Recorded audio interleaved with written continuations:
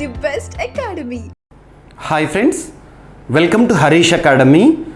ఈరోజు వార్తలు నిలిచిన జాతీయ అంతర్జాతీయ రాష్ట్రీయ అంశాల గురించి, వార్తలు నిలిచిన వ్యక్తులు, అవార్డులు, పుస్తకాలు, మరి క్రీడా సంబంధిత సమాచారం, ఒక్కొక్క అంశాన్ని వివరంగా తెలుసుకుందాం.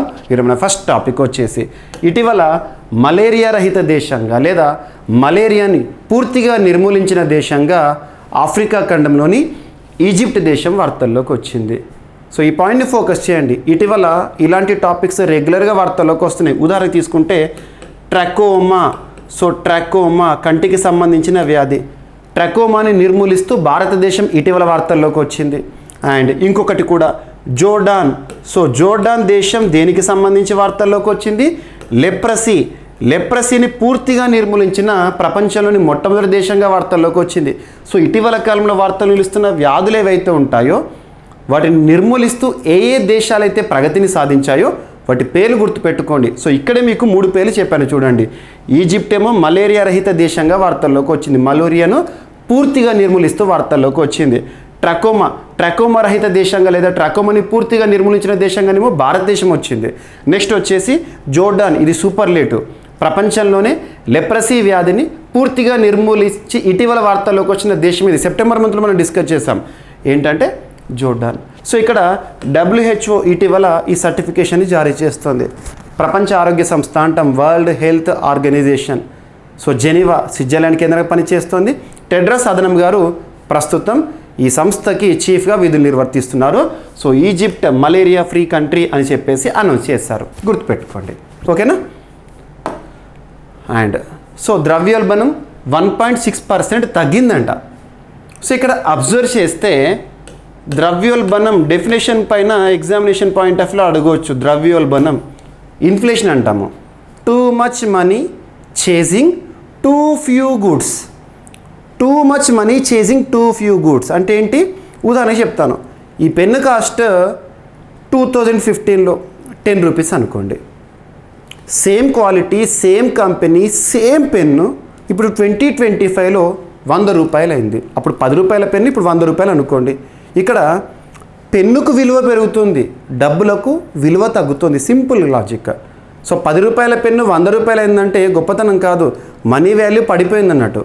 సో దీన్ని మనం ద్రవ్యోల్బణంగా అర్థం చేసుకోవచ్చు. ద్రవ్యోల్బణాన్ని కట్టడి చేయడానికి RBI చాలా వరకు కూడా మానిటరీ పాలసీ కమిటీ మీటింగ్ల ద్వారా రెపో రేటు ఇటువంటివి ఏవైతే మానిటరీ టూల్స్ని వాడుతూ ఉంటారు చూస్తాం మనం. సో రీసెంట్గా ఆ రెపో రేట్ని 6.5 వద్దే వరుసగా 10వ కంటిన్యూ చేయడం ఇటువంటివి చూస్తున్నాం. సో ఇక్కడ రెపో రేట్ ఇటువంటివి చర్యలు కానివ్వండి, వీటన్నిటి వల్ల ద్రవ్యోల్బణాన్ని కొంతవరకు తగ్గించగలిగామని చెప్పేసి ఒక స్టేట్మెంట్. సో RBI భారతదేశంలో బ్యాంకింగ్ వ్యవస్థకి సంబంధించి రెగ్యులేటరీ బాడీ. సో కీలక రేట్లను 2022 మే తర్వాత 2.5% పెంచడం వల్లే ద్రవ్యోల్బణం 1.6 మేర అదుపులోకి వచ్చిందని RBI పత్రం వెల్లడించింది. RBI డిప్యూటీ గవర్నర్లు మైకేల్ పాత్ర, ఇంద్రనీల్ భట్టాచార్య, జాయిస్ జాన్ అండ్ అవనీష్ కుమార్ ఈ పత్రాన్ని రూపొందించడం జరిగింది. విధాన రేట్ల పెంపు ద్రవ్యోల్బణ నియంత్రణకు తోడ్పడింది. గిరాకీ తగ్గేందుకు దోహదం చేయడంతో పాటు ప్రతి ద్రవ్యోల్బణ పరిస్థితిని సృష్టించిందని RBI పత్రం వివరించింది, గుర్తుపెట్టుకోండి.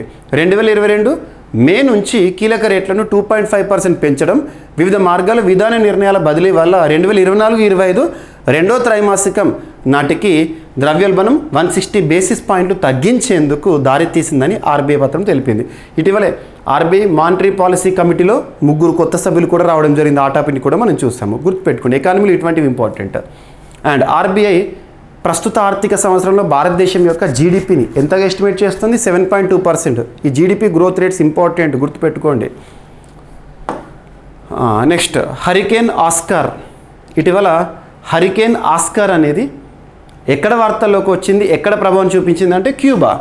మనందరికీ తెలిసి ఇటీవల కాలంలో చాలా వరకు తుఫాన్లు వార్తల్లోకి వస్తున్నాయి. ఉదాహరణ తీసుకుంటే యాగి తుఫాను ఇటీవల వార్తల్లోకి వచ్చింది. యాగి సైక్లోన్ ఇటీవల కాలంలో మయన్మార్ కానివ్వండి, వియత్నాం కానివ్వండి, లావోస్ కానివ్వండి, ఈ ప్రాంతం పైన తీవ్ర ప్రభావాన్ని చూపించడం జరిగింది. తర్వాత చైనాకి సంబంధించి చైనాలో టైఫూన్ అంటాం, ఎందుకంటే తుఫానును ఒక్కొక్క ప్రాంతంలో ఒక్కొక్క రకంగా పిలుస్తాం.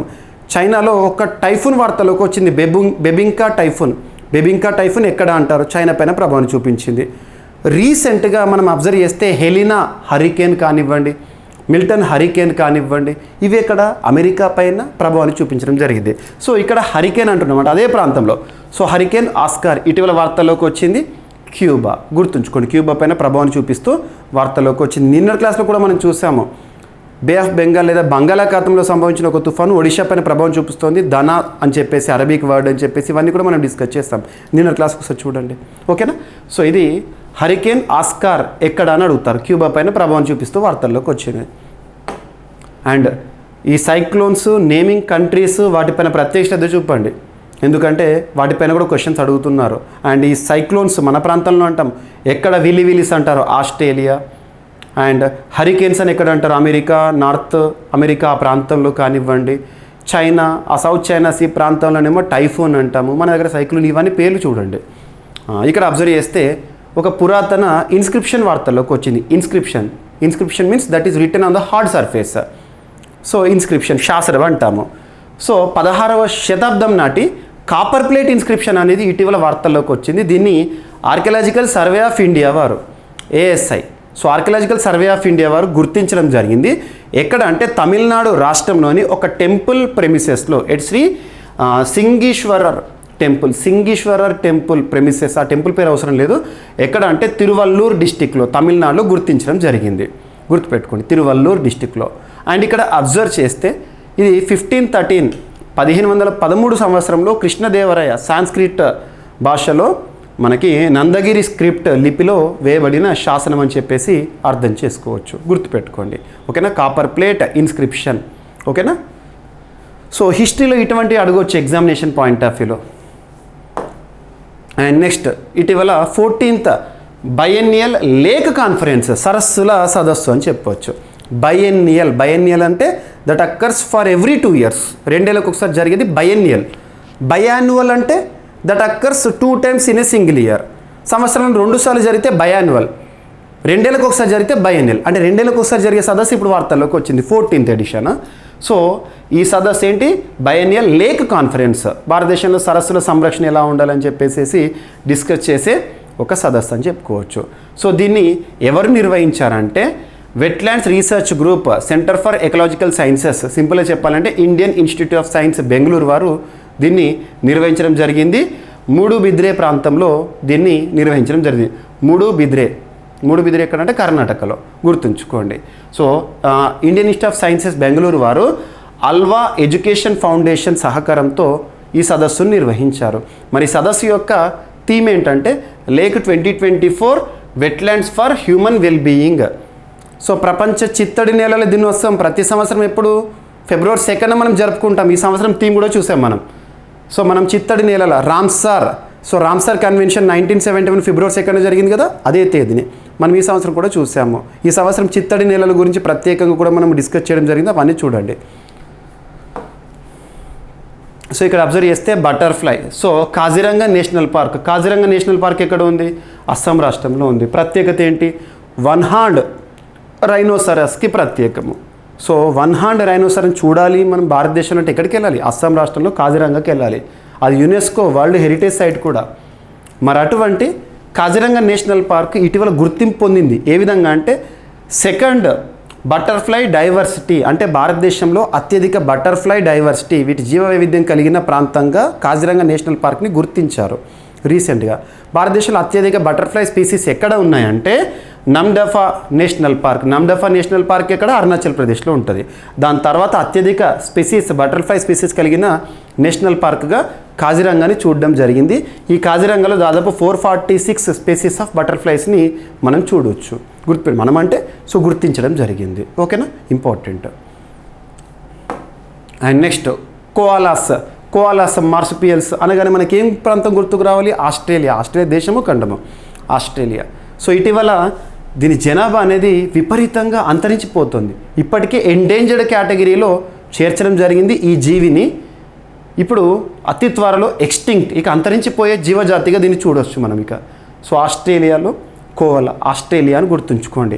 ఆస్ట్రేలియా ఎక్స్టింక్షన్ క్యాపిటల్గా ఇప్పటికీ గుర్తింపు పొందింది. వివిధ రకాల జంతువులు అంతరించిపోవడము అండ్ బుష్ ఫైర్స్ కానివ్వండి, ఇటువంటివన్నీ కూడా చూస్తూ ఉన్నాం ఆస్ట్రేలియాలో. ల్యాండ్ ఆఫ్ మార్సుపియల్స్ అండ్ ఏపీకి సంబంధించి ఒక అంశము. అమరావతిలోనే తొలి అడుగు డ్రోన్ సమ్మిట్ అనేది రీసెంట్గా వార్తల్లోకి వచ్చింది. Drone summit, unmanned air vehicles, the dependency on drones is increasing now days. మానవుడు మానవరహిత విమానాలపై ఆధారపడుతున్నాడు. అటువంటి డ్రోన్ సమ్మిట్కి వేదిక అమరావతి, మన మంగళగిరి ప్రాంతంలో జరిగింది రీసెంట్గా. సో నిన్నటి రోజున ప్రారంభమైంది, ఈరోజు కూడా కొనసాగింది. సో దేశాన్ని డ్రోన్ హబ్గా మార్చడమే లక్ష్యంతో. సో ఇక్కడ అబ్జర్వ్ చేస్తే ఆంధ్రప్రదేశ్ డ్రోన్స్ కార్పొరేషన్ వారు డ్రోన్ ఫెడరేషన్ ఆఫ్ ఇండియా సహకారంతో ఈ డ్రోన్ సమ్మిట్ని నిర్వహించడం జరిగింది నిన్న ఈరోజు. సో అక్టోబర్ 22, 23 గుర్తుంచుకోండి. సో భవిష్యత్ అవకాశాలు మార్గసూచిపై నిపుణుల చర్చ అండ్ ప్రారంభోపన్యాసం చేసిన చంద్రబాబు నాయుడు గారు. సో దేశాన్ని డ్రోన్ హబ్గా మార్చేందుకు తొలి అడుగు అమరావతి నుంచే పడనుంది. ఈ రంగంలో ఎదురయ్యే సవాళ్ళు, భవిష్యత్ అవకాశాలు, రోడ్ మ్యాప్ గురించి నిపుణులు మేధోమథనం చేశారు. గుర్తుంచుకోండి, Amaravati drone summit. So Maruti drones సహకారంతో ఈ డ్రోన్ సమ్మిట్ని మనం చూడొచ్చు. అండ్ ఆక్స్ఫర్డ్ యూనివర్సిటీలో ఇటీవల స్వర్గస్థులైన అక్టోబర్ 9 రోజున మనం చూసాము. సో రతన్ టాటా గారు స్వర్గస్థులయ్యారు, మరణించడం. సో రతన్ టాటా గారి పేరిట ప్రతిష్టాత్మక భవనాన్ని ఇటీవల ఏ యూనివర్సిటీలో ఎక్కడ ప్రారంభించడం అనేది వార్తల్లోకి వచ్చింది అంటారు. సో టాటా గ్రూప్ ఇంగ్లాండ్లోని యూనివర్సిటీ ఆఫ్ ఆక్స్ఫర్డ్కు చెందిన సోమర్విలే కాలేజ్ కలిసి రతన్ టాటా గౌరవార్థం ఒక ప్రతిష్టాత్మక భవనాన్ని నిర్మించనున్నాయి. రతన్ టాటా బిల్డింగ్గా దీనికి పేరు పెడతారు. దీని నిర్మాణం ఆక్స్ఫర్డ్ యూనివర్సిటీలోని కొత్త రాడ్క్లిఫ్ అబ్జర్వేటరీ క్వార్టర్స్లో వచ్చే ఏడాది ప్రారంభంలో చేపడతారంట. సో ఎక్కడ ఇటువంటి ఇంపార్టెంట్. సో రతన్ టాటా గారు చేసిన చారిటీస్ కానీ తనకున్న అభిమానులు కానివ్వండి, దాతృత్వ వ్యక్తి అని చెప్పొచ్చు. సో ఇటీవల వార్తలు ఇచ్చిన ఒక వ్యక్తి Abhyuday Jindal, president of Indian chamber of కామర్స్కి నూతన ప్రెసిడెంట్గా అభ్యుదయ్ జిందాల్ గారు వార్తల్లోకి వచ్చారు. డైరెక్ట్గా సింగిల్ లైన్లో గుర్తుంచుకునే టాపిక్. ఓకేనా.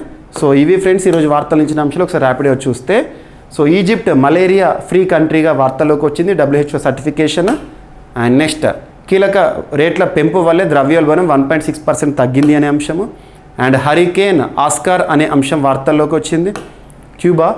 అండ్ నెక్స్ట్ పురాతన శాసనం 16వ శతాబ్దం నాటి కాపర్ ప్లేట్ శాసనం ఇటీవల తిరువల్లూరు డిస్టిక్ తమిళనాడులో బయటపడింది. అండ్ 14th బయానియల్ లేక్ కాన్ఫరెన్స్ ఇటీవల కర్ణాటక ఆతిథ్యంలో. And Kaziranga became largest butterfly species, second పొజిషన్తో వార్తల్లోకి వచ్చింది. కాజిరంగా ఇక్కడ అస్సాము. సో కోలాస్ అంతరించిపోతున్నాయి అని చెప్పేసి ఆస్ట్రేలియా, కోలాస్ అంటేనే ఆస్ట్రేలియా గుర్తుకు రావాలి. అండ్ అమరావతిలో తొలి అడుగు డ్రోన్ సమ్మిట్ జరుగుతోంది. అండ్ ఆక్స్ఫర్డ్ యూనివర్సిటీలో రతన్ టాటా గారి పేరిట ప్రతిష్టాత్మక భవనం అతి త్వరలో, ఎవరితో కలిసి గుర్తుంచుకోండి. అండ్ అభ్యుదయ్ జిందాల్ గారు ఇండియన్ ఛాంబర్ ఆఫ్ కామర్స్కి నూతన అధ్యక్షులుగా వార్తలు నిలిచారు. సో ఇవి ఫ్రెండ్స్ ఈరోజు వార్తలు నిలిచిన అంశాలు.